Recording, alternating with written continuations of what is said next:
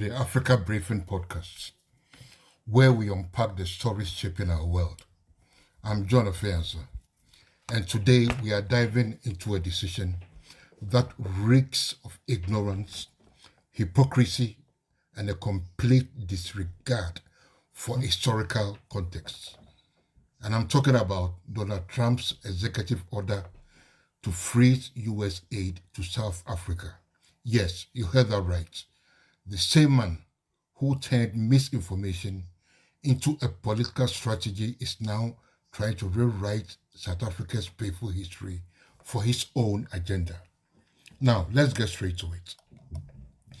Trump's executive order claims that South Africa's land reform policies are designed, and I quote, to seize land from white farmers without compensation, unquote. This isn't just misleading, it's factually incorrect. It's part of a broader campaign of misinformation, one that conveniently ignores South Africa's history of land dispossession, colonial exploitation, and apartheid-era theft that left the majority black population landless in their own country. For context, South Africa's land reform efforts are aimed at correcting over 300 years of systemic injustice.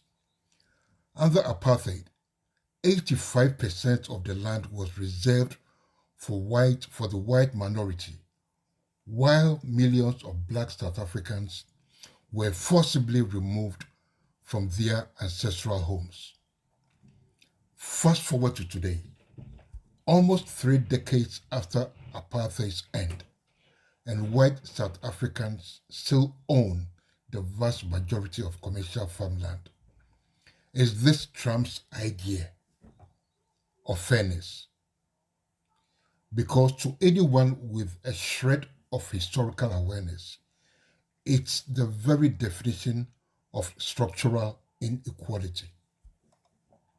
But here's the kicker. Trump isn't just cutting aid because he genuinely cares about human rights.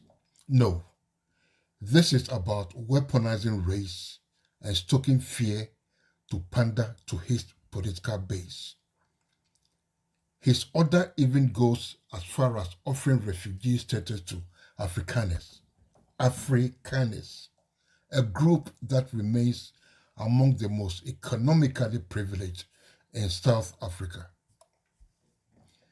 Meanwhile, in his own country, vulnerable refugees from war-torn regions are being deported.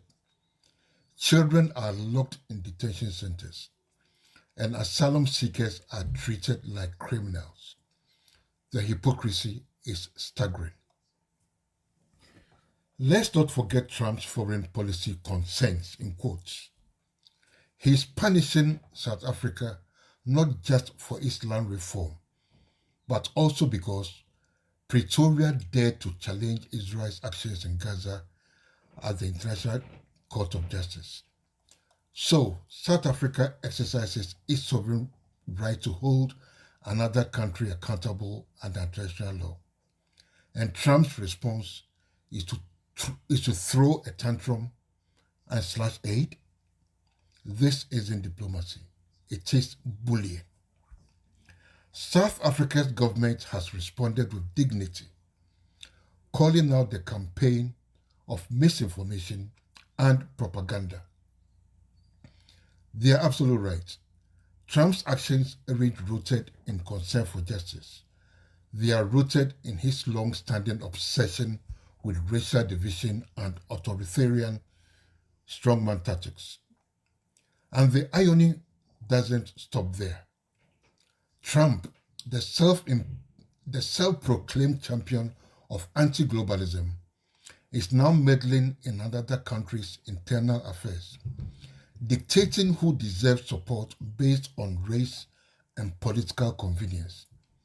This isn't just bad foreign policy. It is downright dangerous.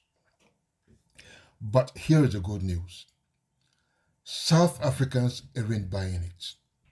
Social media is flooded with satire and mockery of Trump's both, with people asking if they should now call Americans Amerikaners, as in Afrikaners, or if when estates in South Africa are being evacuated. South Africa has faced down colonial powers, apartheid regimes, and economic sanctions. They are not about to be intimidated by a man whose understanding of global affairs could fit on a tweet. So, to sum it up, Trump's executive order is a masterclass in ignorance, hypocrisy, and historical revisionism. But South Africa will endure because truth, history, and justice have a way of outlasting the noise. Thanks for listening. If you enjoyed this episode, share it, rate it, and keep questioning the narratives we have fed. Until next time, stay informed and stay critical.